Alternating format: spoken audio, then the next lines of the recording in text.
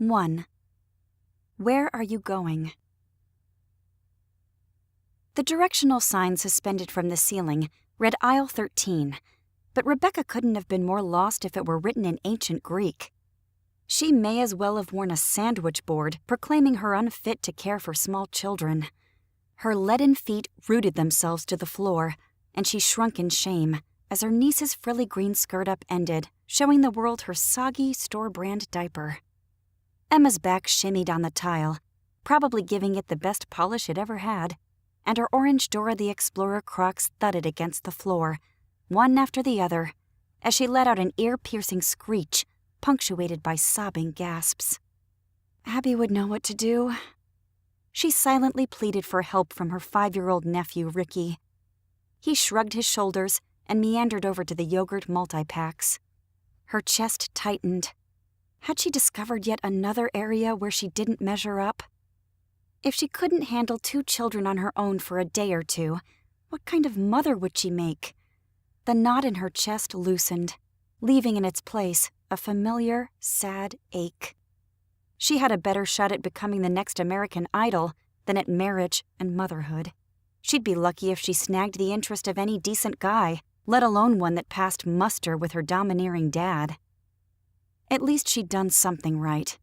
Putting 40 miles, the distance from Gettysburg to Harrisburg, between her and her dad, was proving to be the best decision she'd ever made. Momentarily paralyzed by the stares of the other shoppers, Rebecca took a deep breath and scooped Emma up off the floor, cradling her against her chest. To her amazement, Emma calmed. She continued to sob and hiccup as Rebecca stroked her silky, golden hair, but the thrashing and screeching subsided, ending as suddenly as it started. Who knew the little girl would get so upset about being denied the Mickey Mouse DVD at the end of the aisle? She placed Emma on her feet, held her hand, and headed toward the dairy case where she spotted Ricky. The boy's thin frame looked even lankier as he stood on tiptoe to scan the selections. "Emma, honey, it looks like there's only 1 chocolate underground left."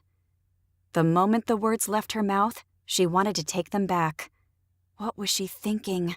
She was all but begging the child to have another tantrum. Emma's face fell. You'd think her favorite Disney princess had died. Rebecca braced for a second outburst. "Chocolate underground?" said a masculine voice to her right. She turned to see a young store clerk. "I'll see if I've got some more here," he said, squatting to peruse the boxes on his dolly. Did he get some kind of dairy commission? Never had she come across someone so helpful in the supermarket. After a few moments, he added, "It's not looking good." He shifted boxes of yogurt cups from a cart filled with a variety of cartons, apparently having overheard Emma's favorite flavor. Had he witnessed the tantrum at the other end of the aisle? Probably. When he stood and gave her a look of bittersweet disappointment, heat rose in her cheeks. He was young and good-looking. Very good-looking. Short, dark, almost black hair, blue eyes, and a beautiful dimpled smile that radiated joy. "Thanks for checking. It's a major staple of her diet."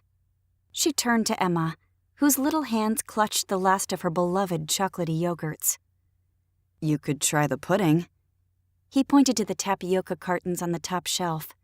"Thanks, but I like to hold on to the illusion that because it's yogurt, I'm buying her health food. You know, all that good bacteria and stuff. And it's organic." He gave her a bright smile that lit his whole face. How long could she draw out a conversation about yogurt?